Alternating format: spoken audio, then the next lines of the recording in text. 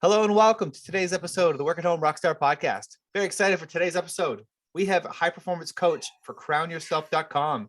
And what she does is she helps visionary leaders strip themselves of self-limiting stories, stand out fearlessly, and build their empires. So excited to be rocking out today with Kimberly Spencer. Hey, Kimberly, are you ready to rock?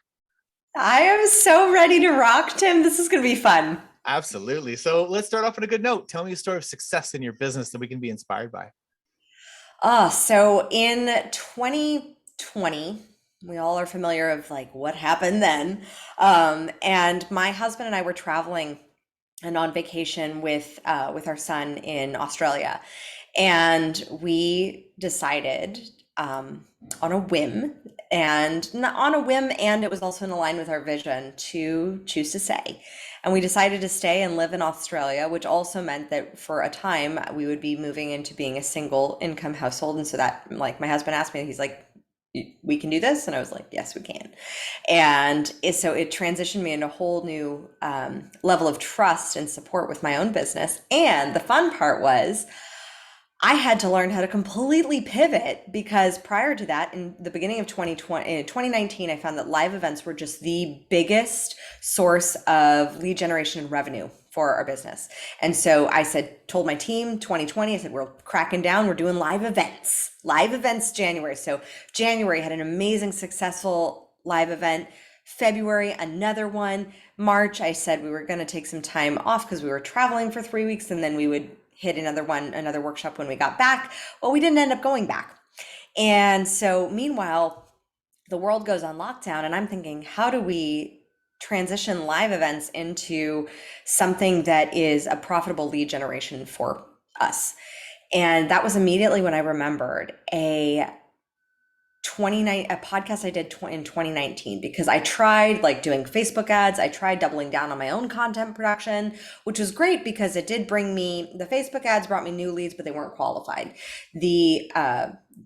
Our own content production, it helped to really build a deeper community, especially when they really needed the support from needing this cheering on and beliefs and mindset shifts that happen when we were all in lockdown and like not unsure of the world and there's so much uncertainty. But I was looking, how do I continue to bring in those new leads? Because that's what live events did for us. And that's when I found guest podcasting. And I remembered an interview that I did back in 2019 where the podcaster actually became a client of mine. And that was a pretty large sale for me. And I was like, I wonder if I could just repeat this process. And we doubled down in doing guest podcasting, created a whole system for it internally with my Queen team. So I didn't hire some fancy, expensive ad agency that only does like 2 to 3 interviews per month for like $500 to $1,100. That wasn't an investment I was willing to make. Now I do like 2 to 3 per week and get to meet amazing people like you, Tim, and have great conversations. And we did $70,000 of new business in 9 months in only 50 interviews. Wow. Wow. Well done. That's a great story. And that's awesome. I mean, you've been on so many podcasts now. That's cool. Yeah. It's been such a fun adventure, and it's like a fun way to connect. And now I teach people how to do it inside my Communication Queens program. And it's worked for multiple different people in so many different industries, which has been really fun to see that it's not just like people who are coaches, because I think the coaching industry got a huge boom in 2020 when everyone's like, what do we do? I guess we can just kind of coach and mentor, which is great. Because the coaching industry has a pretty low bar for entry. Mm. But at the same time, because it has a low bar for entry, a lot of people who maybe were not qualified or who didn't have processes or systems in place to coach were stepping into that space and not really knowing what to do.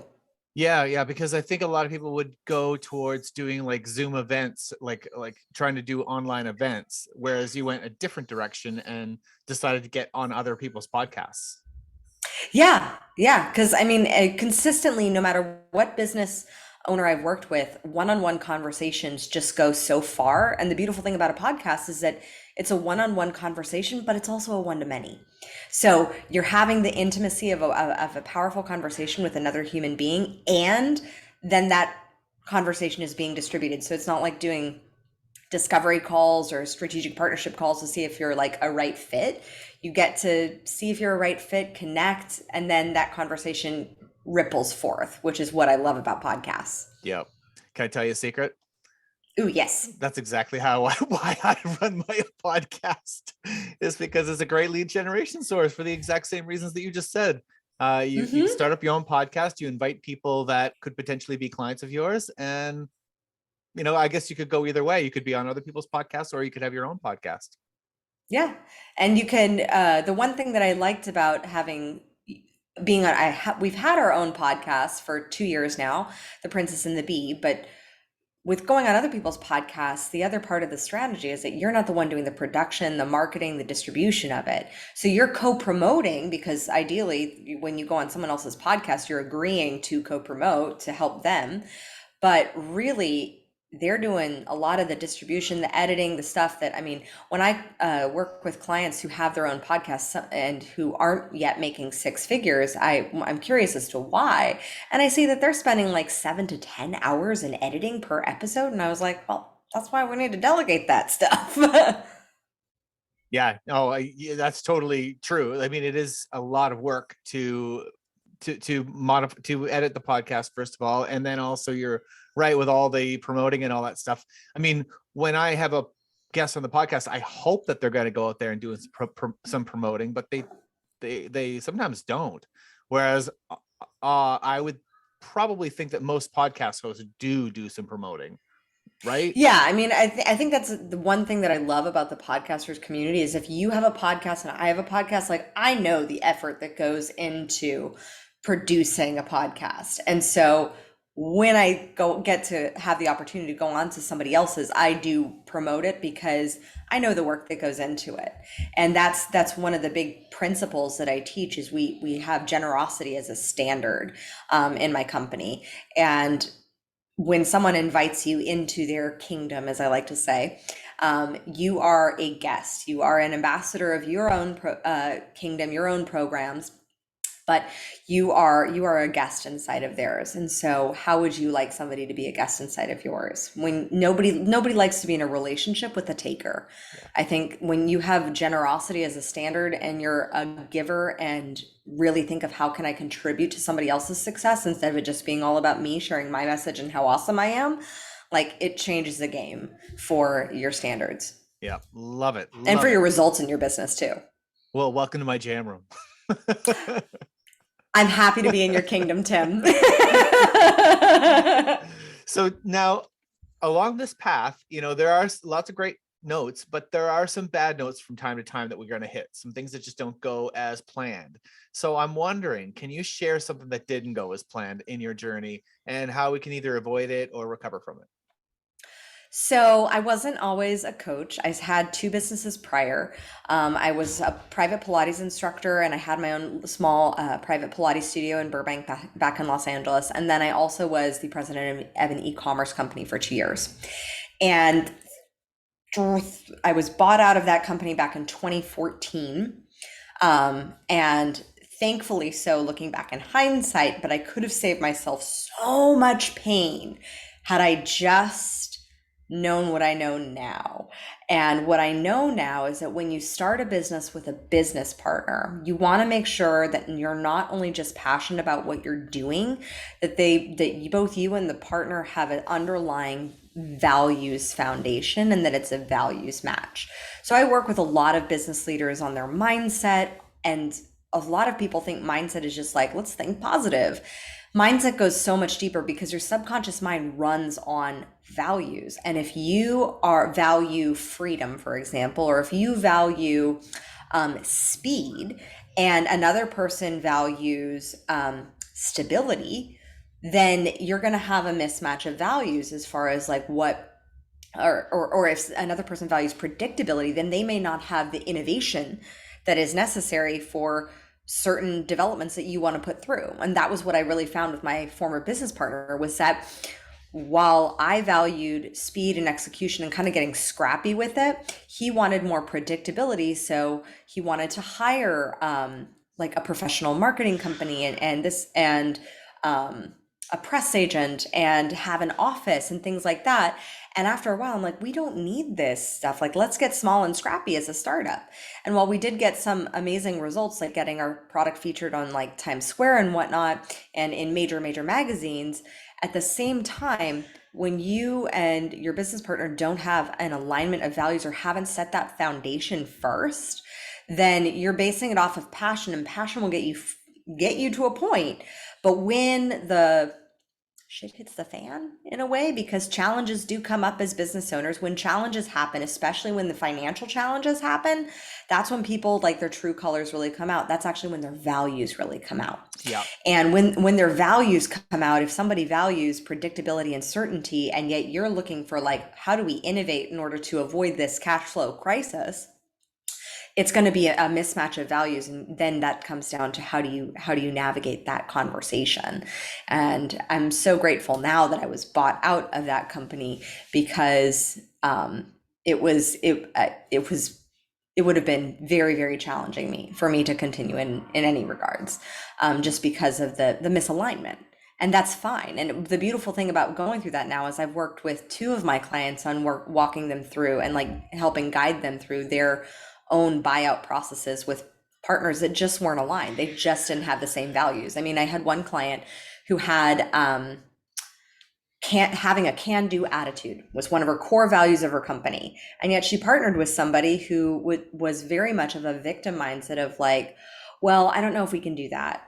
Oh, she just didn't want to innovate. She didn't want to try new things. She didn't want to every idea she would have, she's like, well, I don't think that'll work. And then she wouldn't come up with anything else on top of that. And so that was she constantly kept on like, my client kept on trying to get things started, and it was not working. And she ended up having to buy her business partner out. And so happy that she did, because then once she did, she hired 3 new team members who totally supported her to a 300% increase. Wow. Yeah. That leads right into the next topic, which is about the band, because I've heard that before, that you focus more on values rather than on skills, because like you said, when things really get tough, that's when the values really come out. And that's when you end up in clashes if you're not on the same page. So like, is it safe to say that that's what you do when you're looking for people to be part of your band as well? Yeah, I mean, I hire based on values. Like we buy into an idea, into getting our kids to eat broccoli, into we are persuaded and influenced. We buy things based on our internal values.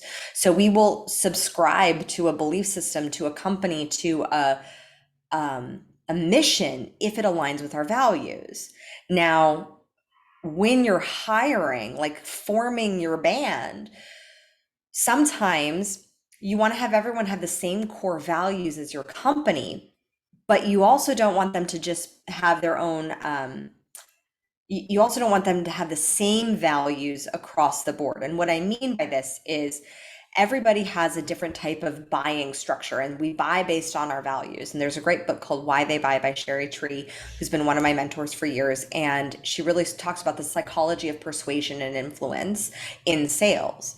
And we're always selling. So if I was to sell my operations manager into creating something that streamlined the process, I wouldn't come at it from a space of like speed and winning, and because that's not her value system. If I came at it from a place of process and structure, that's how she operates. And I use a system called Bank, where I personality test everyone who applies to work with me. And I've done this with clients too, of personality testing their entire teams when they enroll as a client. And what I've found is, like, while you want everybody to have the same core values of the company, so like for us, my core value in Crown Yourself is ownership, period, like period, core value. Another one of ours is grow or die. Like, we literally will look at the programs, is this something that's growing us, or is this something that's like depleting us, our energy? But those are 2 core values that anybody who comes onto my team needs to have. Now, speed is one that my scheduling manager has. She's just a scheduling queen. She's so speedy with getting me booked on podcasts. She's amazing. But that is one of her values for how she works. Another, for my operations manager, she values relationships. And so I'm going to have a little bit more of a deeper conversation with her. We're going to walk through things. I'm going to show her the step by steps. And because of that, what I found is that some people while their team may have the same core company values, they may hold the same value of ownership. At the same time, if they're hiring based on other people, like sometimes their diversity, even though they may be ethnically or racially diverse, values wise and how they think, they're not thinking diverse.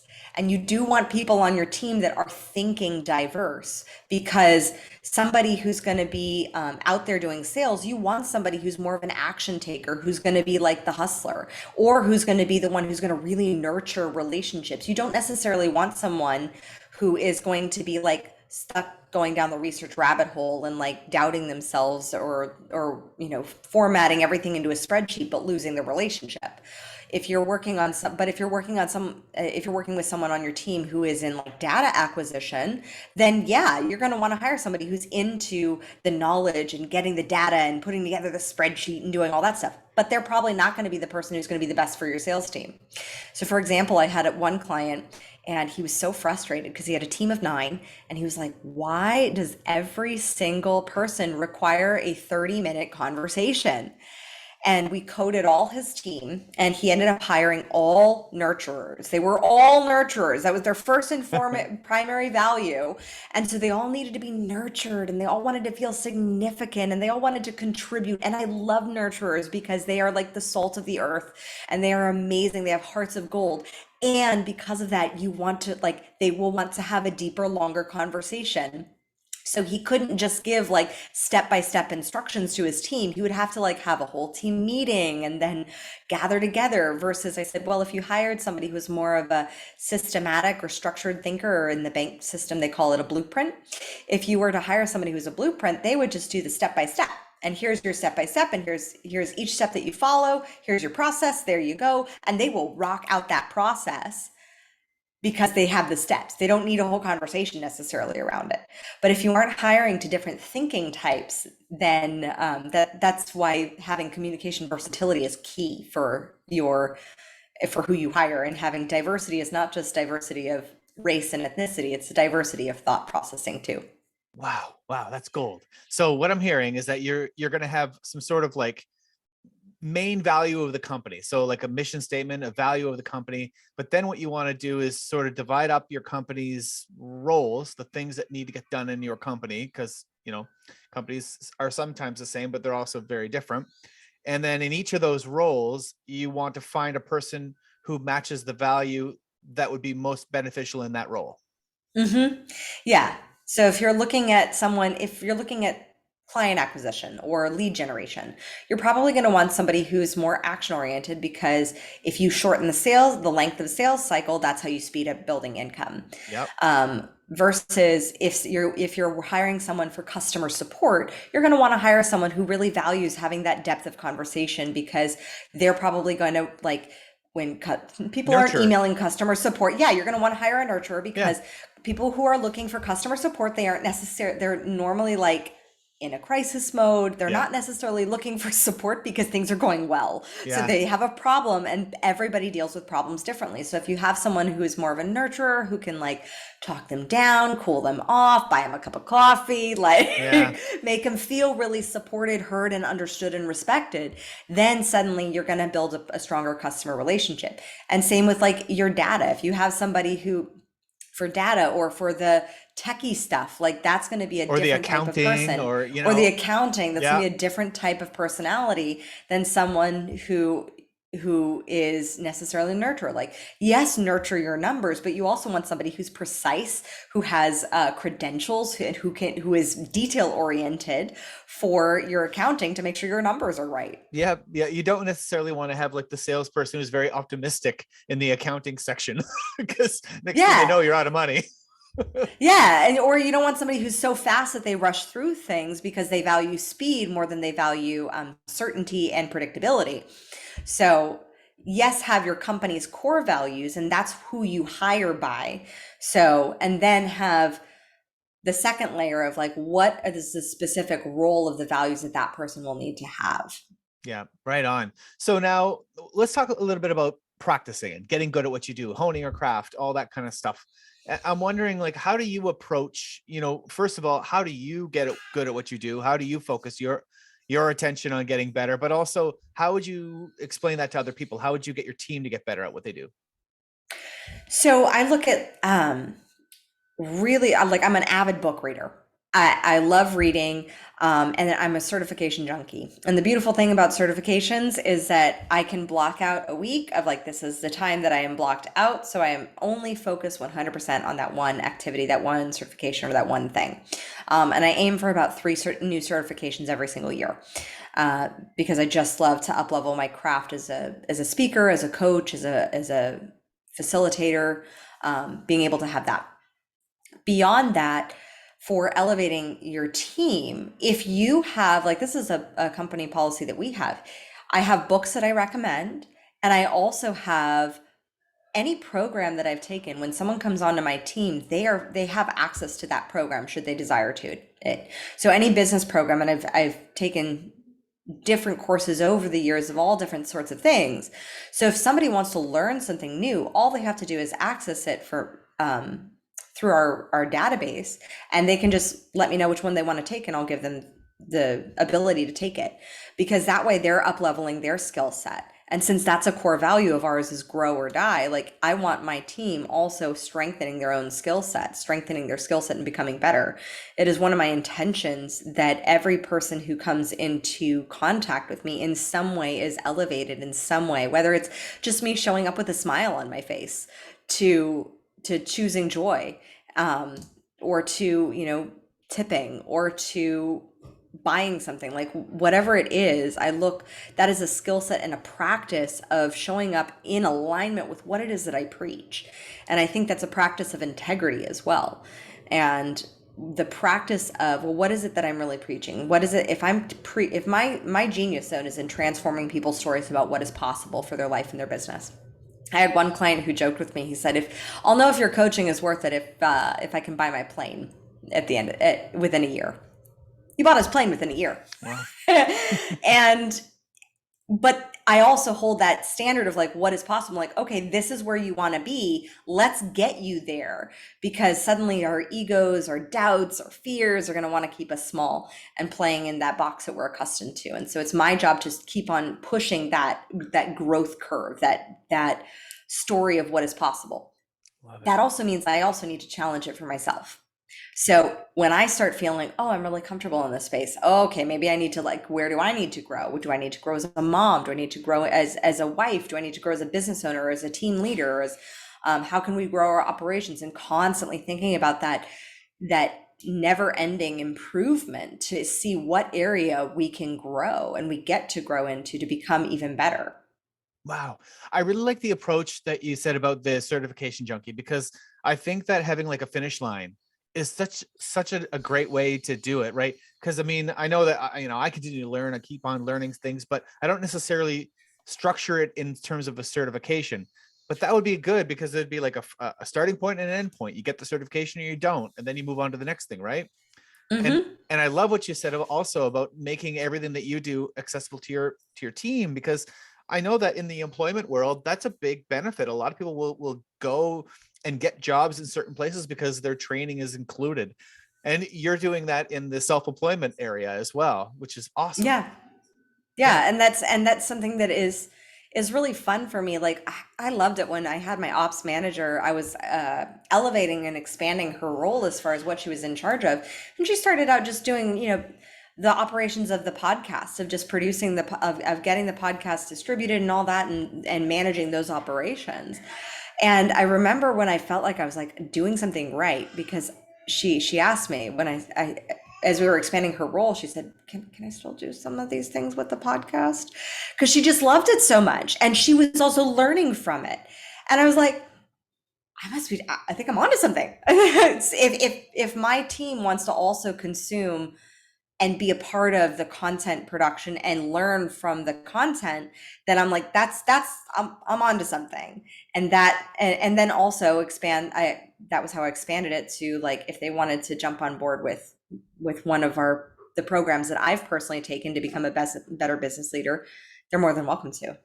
Love it. Love it. Let's talk about your jam room. So working from home it's no small task, especially when you have family at home. And I'm wondering, how do you do it?